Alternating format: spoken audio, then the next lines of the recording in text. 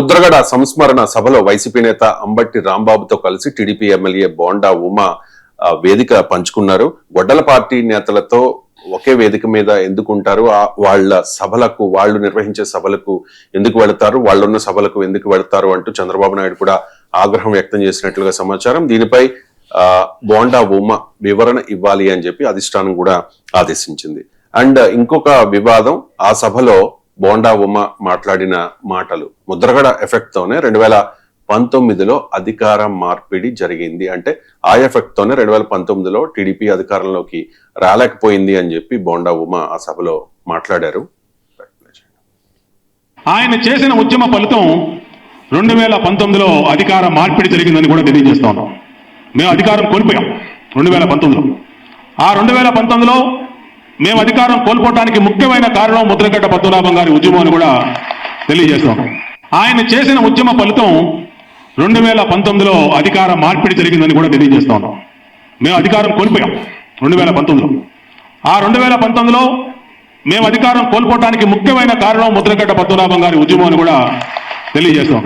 Right, bonda Uma చెప్పింది నిజమే sir. వాస్తవానికి 2019లో ఈ కాపుల ఎఫెక్ట్ తోనే చంద్రబాబు నాయుడు టీడీపీ 23 స్థానాలకు పరిమితమైంది అనే విషయం అందరికీ తెలిసిందే. అండ్ ఇప్పుడు కాపులు పార్టీలకు అతీతంగా కొన్ని రేస్ చేస్తూ ఉన్నారు సార్. ముద్రగడ సంస్మరణ సభలో బోండా ఉమ పాల్గొంటే, అందులోనూ వైసీపీ నేత అంబటి రాంబాబు కూడా కాపే, బోండా ఉమ కూడా కాపే కదా. కాపులు పార్టీలకు అతీతంగా ఒక వేదిక పంచుకుంటే తప్పేంటి, కాపులు గొంతు నొక్కేస్తారా అని చెప్పేసి సోషల్ మీడియాలో కొంతమంది కాపులు పోస్ట్ కూడా చేస్తున్న పరిస్థితి ఏంటి సార్ బోండా ఉమ వ్యాఖ్యల మీద? ఫస్ట్ పాయింట్ ఏంటంటే, ముద్రగడ పద్మనాభం ఎఫెక్ట్ తోనే 23 సీట్లకు వచ్చింది అయితే రాయలసీమలో కేవలం 3 సీట్లు వచ్చాయి.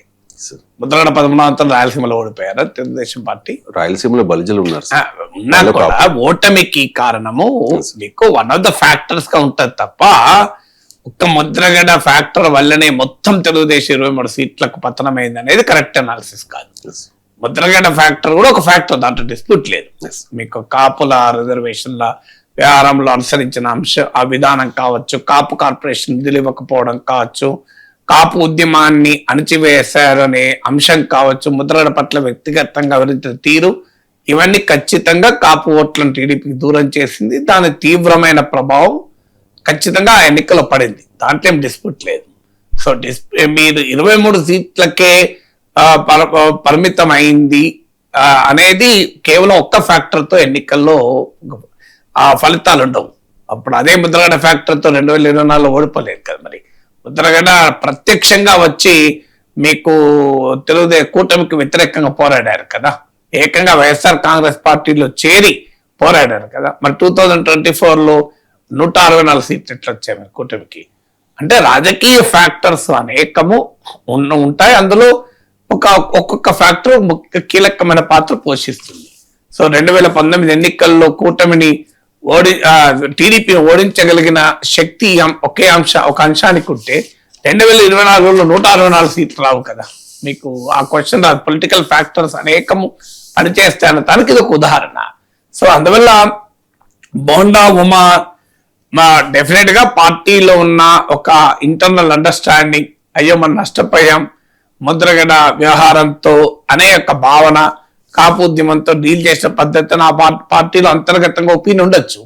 ఆయన అది బహిరంగంగానే చెప్పడం వల్ల పార్టీ కాస్త ఇరకాటంలో పడే అవకాశం ఉంటుంది. ఎందుకంటే ఇవాళ ముద్రగడ లేరు గనక ఆయనకున్నటువంటి ఒక పాపులర్ ఇమేజ్. ఎందుకంటే మిగతా వారికి ఆయనకున్న తేడా ఏంటంటే, మిగతా వారు కాపు కార్డును ఉపయోగించి రాజకీయాల్లో లబ్ధి పొందడానికి ప్రయత్నాలు చేస్తున్న నేతలు చాలా మంది.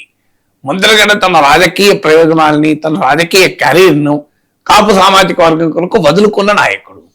సో ఈ మౌలికమైన తేడా వల్ల ఇలా ముద్రగడ మరణానంతరం కూడా అన్ని పార్టీలు ఆయన నామస్మరణ చేయకుండా ఉండలేకపోతున్నాయి. సో అందువల్ల ఆయన లెగసీని ఉపయోగించుకోవాలి ఆయన లేని సమయంలో అనేటువంటి ఒక రేస్ కనబడుతోంది. అందుకే అన్ని పార్టీల్లో ఉన్న నాయకులందరూ కూడా ఒక ప్రయత్నాలు చేస్తున్నారు. కానీ రాజకీయాల్లో మీకు తమ పార్టీకి ఇబ్బందికరమైనటువంటి వ్యాఖ్యలు చేసినప్పుడు సహజంగానే ఆ పార్టీ నుంచి ఆ రియాక్షన్ ఉంటుంది. ముద్రగడ సభకు వెళ్ళడము, మరి తెలుగుదేశం పార్టీ కూటమి ముద్రగడ సంతాప సభలు పెడితే పని అయిపోతుంది. ప్రభుత్వ అధికార లాంఛనాలతో మీకు అంత్యక్రియలు జరిపారు కనుక అధికారిక సంతాప సభలు పెట్టొచ్చు కదా. అధికార సంతాప సభలు పెడితే అన్ని పార్టీల ప్రతినిధులు వస్తారు, ఈ పంచాయతీ కూడా ఉండదు. మరి అధికార సంతాప సభలు పెట్టారో లేదో నాకు తెలియదు.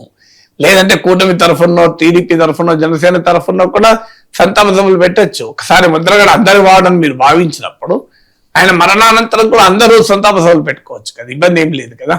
కానీ రాజకీయాలు అలా ఉండవు కదా, ఎక్కడ ఏ అవసరమో ఎంత మేరకు అవసరం అంత మేరకే ఉంటారు.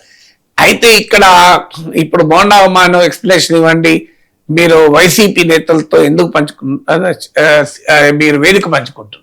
అసలు వైసీపీ నేతలతో క్యాబినెట్ పంచుకుంటున్నారు కదా చంద్రబాబు నాయుడు. మీకు వైసీపీలో పనిచేసే నాయకులు వాళ్ళ చంద్రబాబు నాయుడు క్యాబినెట్ లో లేరా, ఎంపీ మినిస్టర్స్ గా? మరి మీరు మంత్రివర్గంలోనే క్యాబినెట్ లోనే సీటు పంచుకుంటే బోండామా బయట వేదిక పంచుకుంటే ఏంటిది తేడా? ఏంటంటే ఆయన ఇంకా వైసీపీలో ఉన్నాడు, ఈయన వైసీపీలో ఇప్పుడు లేడు. అంటే వైసీపీ నేతలు టీడీపీలో చేరితే అభ్యంతరం లేదు, వైసీపీ నేతలు టీడీపీలో చేరితే మేము ఎమ్మెల్యేలు చేస్తాం, ఎంపీలు చేస్తాం, మినిస్టర్లు కూడా చేస్తాం. కానీ వైసీపీలో ఉంటే మాత్రమే మేము వ్యతిరేకిస్తాం అంటే అది ఎక్కడ పొలిటికల్ గా ఉంటుంది బేస్? మీరు చేర్చుకునేటప్పుడు గొడ్డళ్ళు కత్తులు ఎందుకు గుర్తురావు? సో అనేక క్వశ్చన్ అయితే ఉత్పన్నం అవుతుంది కదా.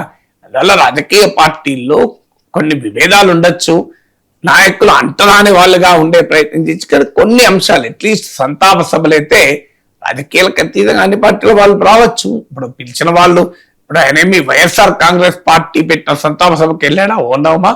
I don't think. అది ఎవరో ఇతరులు పెట్టుంటారు, అందరినీ పిలిచుంటారు, ఈయన కూడా వెళ్ళుంటారు. పార్టీలకు అతీతంగా జరిగింది సార్. పార్టీలకు అతీతంగా జరిగినప్పుడు అన్ని పార్టీల వాళ్ళు వస్తారు కదా ఇష్యూ పైన. ఫలానా ఆయన ఉన్నాడు కదా అని నేను రాను. కొంత చాలా సందర్భాల్లో వ్యూహాత్మకంగా ఏం చేస్తారంటే ఆ పార్టీ నాయకులు ఉండగా వెళ్ళిపోరు, తర్వాత ఎంటర్ అవుతారు. కానీ ఆ పార్టీ నాయకులు మొత్తం కూర్చున్నారు ఒక మీటింగ్, ఏం చేయలేరు కదా. సో మాట్లాడి బయటికి రావడము ఫండమెంటల్ గా ఏంటంటే ముద్రగడ గురించే మాట్లాడి వచ్చేస్తుంటే ఇంత కాంట్రవర్సీ అయ్యేది కాకపోతే. సన్నిహితంగా మెలిగారు, షేక్ హ్యాండ్ ఇచ్చుకున్నారు, మాట్లాడుకున్నారు. రాజకీయాల్లో ఏముంది, అది షేక్ హ్యాండ్ ఇచ్చినంత మాత్రాన మనం దాని ఇప్పుడు మొన్న పార్లమెంట్ లో మీకు నరేంద్ర మోడీ మీకు ప్రియాంక గాంధీ మాట్లాడుకున్నారు. సో మనము ప్రతిదాన్ని వివాదం చేయాల్సిన, రాజకీయాల్లో శత్రువులు కారు, రాజకీయాల్లో ప్రత్యర్థులు మాత్రమే. రాజకీయాల్లో శత్రువులు అనుకొని వారి పట్ల ఆగర్భ శత్రుత్వాన్ని పెంచుకోవాల్సిన అవసరం లేదు. You differ, but at the same time మీకు పర్వేజ్ మినిస్టర్తో అటల్ బిహారీ వాజ్పేయి షేక్ హ్యాండ్ ఇచ్చాడు కదా. ఆయన పాకిస్తాన్ ప్రెసిడెంట్ గా వచ్చినప్పుడు వాడు దుర్మార్గుడు పర్వేజ్ మినిస్టర్. వాజ్పేయి చేతుల్లో కరచాలనం చేసే హక్కు ఉన్నదా పర్వేజ్ మినిస్టర్ కు? కానీ అంటే కొంత ప్రోటోకాల్ మీటింగ్స్ ఉంటాయి. ఇప్పుడు ఆయన కలిశారు, కలిసిన తర్వాత షేక్ హ్యాండ్ ఇవ్వకుండా పిలుగుదులు గుద్దుకుంటారా? నాకు అర్థం కాని అంశం. ఒక మీటింగ్ లో కలిసిన తర్వాత నమస్తే నమస్తే అంటారు. ఏమన్నా ఇప్పుడు పెళ్లిళ్ళకి పోతుంటారు. ఒక పార్టీ నాయకుడు పవన్ కళ్యాణ్ చెప్పలేదా, నేను అమ్మటి రాంబాబు ఇంట్లో మ్యారేజ్ కూడా వెళ్ళాను అని? మరి అది నేరం అవుతుంది, ఎందుకు వెళ్ళారు అనే క్వశ్చన్లు చేయలేం కదా. కొన్ని అకేషన్స్, మ్యారేజెస్, సంతాప సభలు, ఇవన్నీ they are not for politics. So రాజకీయాలు ఎప్పుడు ఉంటాయి. అయితే ఆ రాజకీయపరమైన వ్యాఖ్య ఎక్కువ ఇబ్బంది పెట్టి ఉంటుంది. 2019లో ఓటమికి ముద్రగడే కారణము అని చెప్పడం కాస్త తెలుగుదేశం పార్టీ కలవరపెట్టు.